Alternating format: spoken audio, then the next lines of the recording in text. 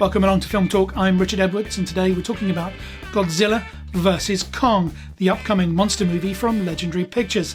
It's the 36th, would you believe, Godzilla film that's ever been produced, and this time it's directed by Adam Wingard. It's Godzilla.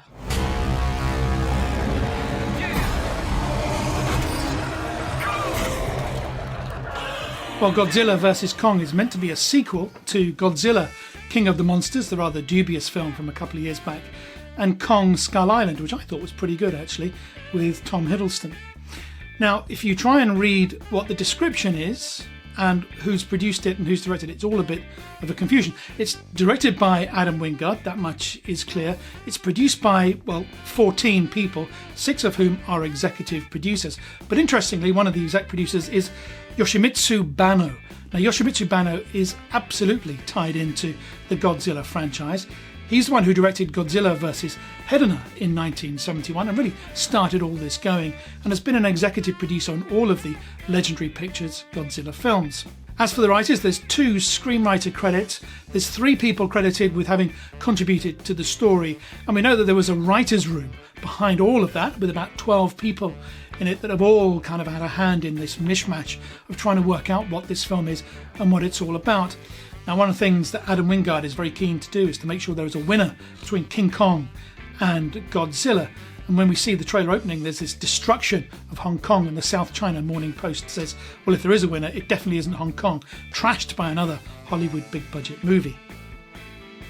We see Kong and Godzilla converging, and there's something interesting about the King Kong character. There always has been since 1933 with Fay Wray. There's a sense of humanity about Kong. He is the victim.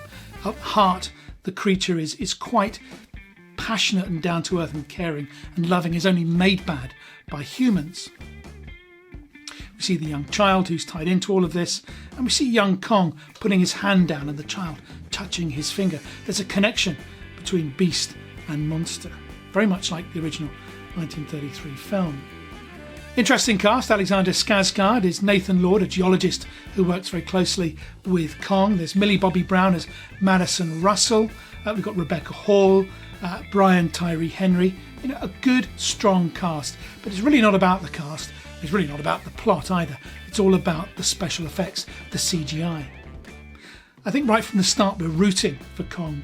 That human contact. We want to see him come through and be triumphant. But will he be? We'll have to watch it to find out. Tons and tons of CGI, as you would completely expect in a film of this nature. Imagine none of these actors even saw each other or any of these locations. It's all green screen. But visually, it does look very impressive, as you would expect. About $150 million has been invested in the movie, so a big budget monster movie from Legendary Pictures. Kong and Godzilla fighting it out, man getting involved, chucking in all the modern weapons of the day as well. Godzilla breaking into the city, trying to smash things up. What a surprise, does it every time. This is billed as one big battle of wills between Godzilla and King Kong. Who's going to win? Who's going to fall? I think we all want Kong to win, to be honest. In theatres, the end of March 2020, and also on HBO Max for a month. It's a film that has been delayed multiple times, as you would expect. It's happened many times before, and with many other films too. But it's interesting there's going to be that HBO Max release as well for a month, so people will get a chance to see it, because the availability in theatres is going to be very, very restricted, as it always has been through the pandemic and continues to be.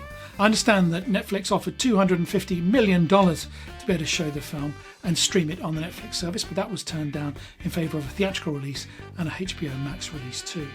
Overall, that's Godzilla vs. Kong. It looks a very impressive CGI fest. If you're looking for plot and story, I suspect this isn't the film for you. If you're going to complain, well, it's not Shakespeare, well then it never would be. That's not what it sets out to be. It doesn't pretend to be that.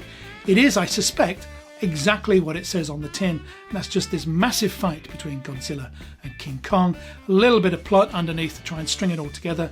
The humans in there to add a little bit of extra interest, but it really is just about the big punch up between these two CGI monsters. It does look visually very stunning. Great work by the CGI people. It will be a great fest to watch on the big screen. If you get that opportunity, if you have a theatre open near you and it's safe to go and see the film, then it's probably worth seeing it on the big screen. These are movies that are designed for a big screen experience rather than a small screen at home or, heaven forbid, on your mobile phone.